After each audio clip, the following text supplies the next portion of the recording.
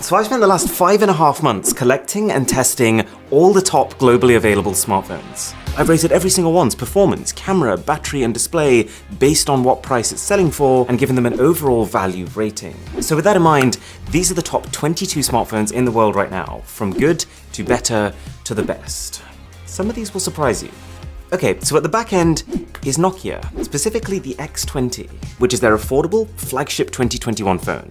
And Nokia's doing a lot of great stuff right now. Their phones are all inexpensive, they're bloatware-free, Nokia gives extended warranties and loads of software support. Their entire angle is sustainability, smartphones that you buy and you keep. It really is an admirable message, but I think they focused a little too much on this, at the cost of how capable their phones actually are. Like for this X20, their marketing doesn't even mention a single specification. That's like applying to university, but refusing to show them your grades. And fundamentally it's because this phone is absolutely crushed by even the cheaper phones from companies like Xiaomi. So, B-. And then we've got Samsung. They recently came out with the A52, which is like their mid-range flagship of the year. And there's nothing inherently wrong with it. It's a fun design, it's pleasant to use, but it costs too much for what it is. It's pretty clear that all Samsung's done is taken one of their top-end phones and made everything a bit worse. But for $500 in today's market, you can nearly buy yourself an actual flagship, so you don't need to make this kind of compromise. Do you remember the Oppo Find X3 Pro, the company's 2021 flagship that looks a little too close to the iPhone for it to be a coincidence? Well, there's plenty to like about it. It's supremely comfortable for starters, thanks to being made of one continuous sheet of glass, and that microscope camera on the back it's unlike anything I've ever seen on a phone before. But the main issue, and this seems to happen every year, is that as soon as Oppo launches a flagship phone, it is pretty much destroyed in value by OnePlus's flagship that launches a month later. Both companies use very similar components and materials, and they are good components and materials, but the fact that this phone is selling at the equivalent of $1,500 makes it much less good for the money. And that's actually a pretty great segue onto our next phone. So, we're getting pretty used to the idea of paying over $1,000 for a top-end flagship, right? But ZTE has something to say about that. Yeah. ZTE, they are still making phones, but their Axon 30 Ultra genuinely is worth talking about, because it has the highest end Snapdragon 888 chipset, a 144Hz refresh rate AMOLED display, big battery, fast charging, stereo speakers, really everything, and it even looks an awful lot like Samsung's Note 20 Ultra, which is not at all a criticism. And most significantly, I'm told this is going to cost $800. Excuse me? I was having a whale of a time with it, until I tested the cameras, and they really revealed just how much progress the competition has made. Everything from the interface to the image processing feels really behind. I'll reserve final judgment until updates drop, because this camera hardware should be better than this, but in its current state, it's a B. And thanks to Surfshark VPN for sponsoring this video. Okay, the iPhone 12 mini. Where is it? Oh. Has not been a commercial hit. When Apple first came out and announced that they built a fully flagship 5G iPhone that literally fits into your palm, I think a lot of us thought, whoa, that's gonna fly off the shelves. But it didn't. According to research firms, this phone only made up about 5 to 7% of total iPhone 12 sales. But that doesn't mean it's a bad phone. I think the reason it didn't sell well is because A, the price is so close to the much bigger iPhone 12, combined with B, that Apple has kind of built an association between their smaller phones being their cheaper phones, which may have created the perception that the 12 mini was an inferior product. But really it is the same speedy experience with a great camera as the 12, that I can recommend to any iPhone fan who doesn't need a power user's level of battery life. Okay, now we're getting onto the really good phones. The ROG Phone 5 is a beast. It's the highest performing smartphone I've used to date. Its 6,000 mAh battery is ludicrous, actually earning it the best battery phone so far in 2021, and its speakers are so punchy that you will want to stop whatever it is you're doing and just lose yourself in them. Its only problem comes from the fact that it's a pretty specialized device. Like, it takes a certain kind of user to want to carry a phone of such monumental proportions, tolerate some slightly outdated looking bezels, and use a camera system that feels noticeably lacking. But if you are that user, then Bob's your uncle. But what kind of surprised me, almost as much as phone number 1 is going to surprise you, is that even though Asus has been dominating the gaming space for a while now, I don't think they're the best value anymore. Enter the Lenovo Legion Phone Duel 2. It almost exactly matches the ROG in specs, but you get 50% more RAM and 100% more storage by default. It has fans built inside of it instead of needing this external attachment, and somehow it's cheaper. The hardware on this phone is so good for the money that they can't be making a lot of profit. But it is a little let down on the software front, like the camera image processing isn't getting the best out of the camera hardware you have here. Still though, this is an A-grade phone, and is also the winner of Best Gaming Phone on the market right now. Okay, you might remember from my Best Phones of 2020 video that one of the winners was a bit of a surprise. The Zenfone 7 Pro. It was just this no-nonsense combination of a great price, huge battery, seamless uninterrupted screen, and a capable camera that can also double as basically the greatest selfie machine of all time. Well, this is basically the successor to that. So as you can probably imagine, it's a very good phone, but it's no longer one of the best simply because all they've done is taken last year's Zenfone 7 and given it a slight spec bump. And that's just not enough against companies who are really pushing. Still though, I'm willing to bet that if you ever get to try this selfie camera, it is so good that you have to smile. Alrighty, you might remember my video on this guy, the Vivo X60 Pro Plus. To be honest, I've used a decent amount of Vivo devices over the years, and I've always liked them, but I've never really loved them. They kind of developed a reputation for a garish software overlay and crazy levels of skin beautification in the cameras, but the Vivo X60 Pro Plus is the first Vivo phone I've used that understands sophistication. Did I just change my entire outfit to film one sentence? Maybe. Aesthetically, it treads the line well between looking fashionable and looking like it means business, and everything from the gaming performance to the camera performance is very close to the best you can buy, and it helps that the camera is just super fun to use too.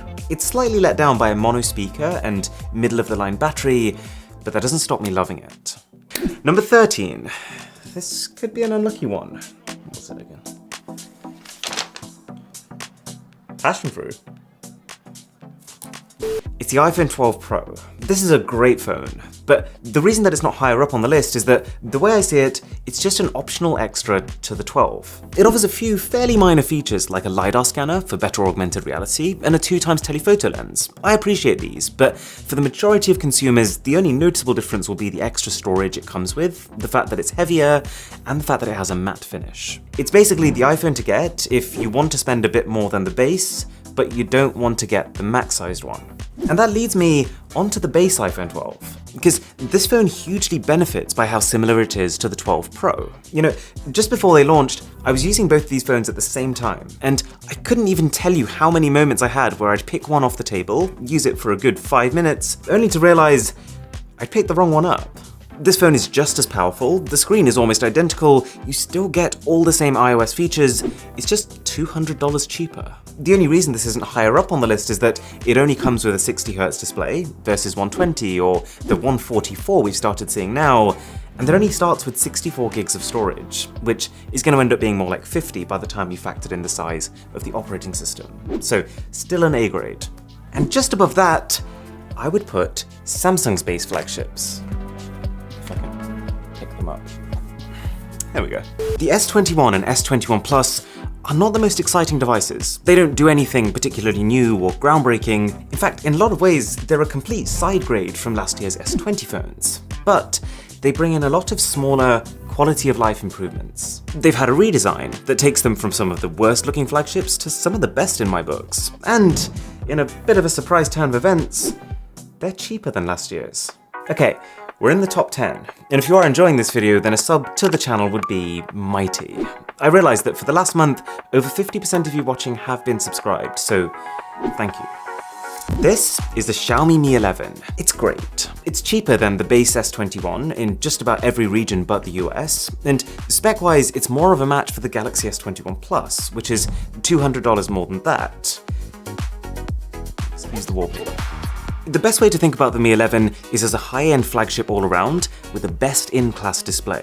The only potential hurdle is Xiaomi's MIUI software skin, which, to be honest, I like, but I've showed it to enough people who don't to know that not everyone does.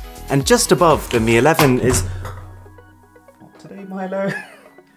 Then we've got the OnePlus 9.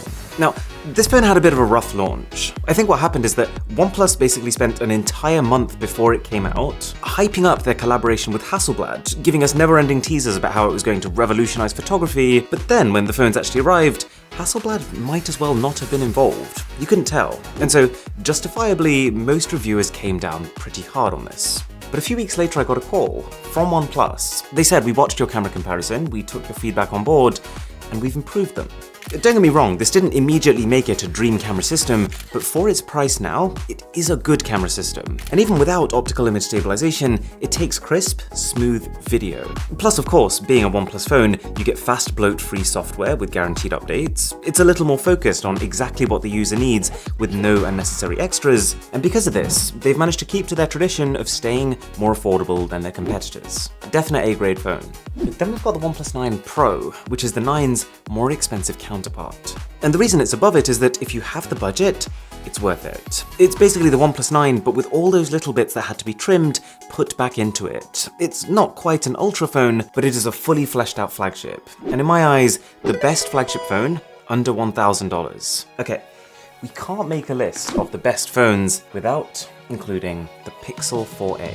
It was Google's mid-range phone from 2020, and I usually try and refrain from recommending last year's options when a new one may well be around the corner, but given that this is available now for $299 compared to the $349 it was launched at, given that it's only gotten better since it launched, and that because it's a Google-made phone, it'll most likely still get updates all the way till Android 14, I wouldn't hesitate in still recommending it. The Pixel 4a should not be as good as it is. No part of this phone's spec sheet is impressive in 2021, but it's just carried by phenomenal software.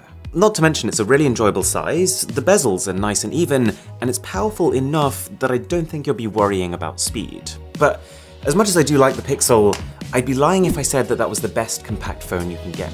Because that award goes to the Zenfone 8. You might remember how I completely grilled the way it looks in my full review, and I stand by it, but that doesn't change the fact that, like the iPhone 12 mini, this is a flagship phone through and through.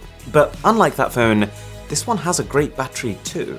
This is pretty much the only small phone where the fact that it's small has no negative consequences. So this is an A+ in my books.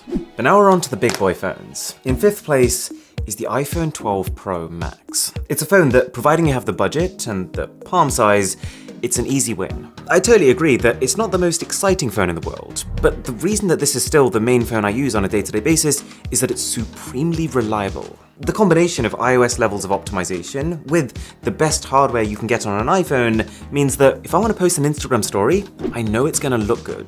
If I want to send a WhatsApp voice note, I know it's going to sound good. And the battery is going to reliably get me through any day I throw at it. Also, this phone is so strong that it's the first I've ever used caseless. I've dropped this thing enough times and seen it come back unscathed enough times that I just don't worry about it anymore. The only two things that do sting a little are the fact that it's distinctly uncomfortable to hold, and that it's the only phone even close to this price bracket that doesn't have a high refresh rate screen. Now, slightly better than even that is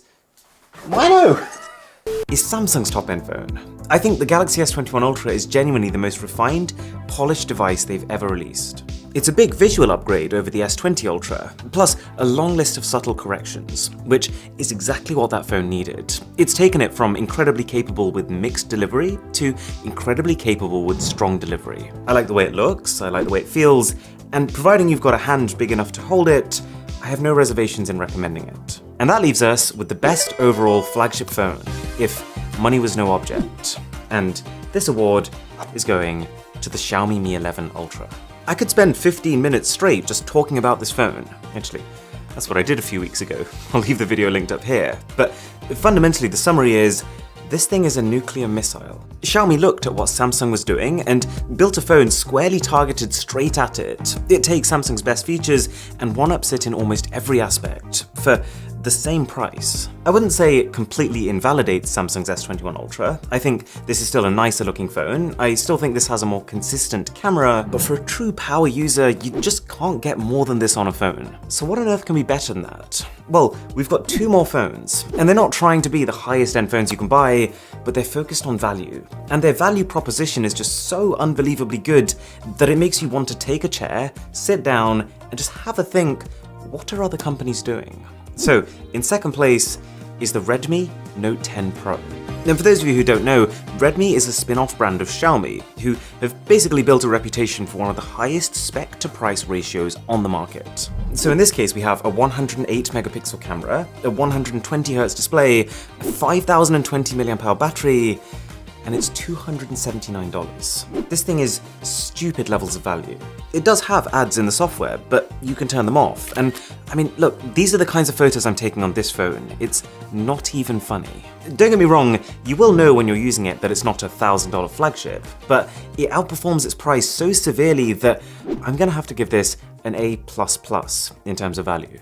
And that leaves us with number one, the most worth it phone of 2021. And I guess by implication, the most worth it phone to have ever released. It's the Poco F3. Just like Redmi, Poco is yet another value-centric spin-off company of Xiaomi. But the difference with this phone is that it's less about camera and it's more about processing power. So in this case, for $350, you get a 120Hz AMOLED display, you get a 4520 mAh battery. But the kind of crown jewel here is a Snapdragon 870 chip. It's not the absolute bleeding edge you can get, but it's an overclocked version of last year's flagship 865. For this price, that is ridiculous levels of performance. It makes the Google Pixel 4a look like it belongs in a museum. And while this isn't Google Pixel quality software, no amount of software is going to change the fact that it's twice as powerful. And I think what makes this phone particularly impressive is the fact that it takes more than a cursory glance to even realize that it's not a flagship. It still has a glass back, it still has decent haptics, and it's just crazy that I can play the most demanding games on the entire Android platform at nearly their highest settings on a phone that costs barely a quarter of what the highest end ones do. And so, the Poco F3 earns not just my best affordable phone award, but also my overall best value phone award.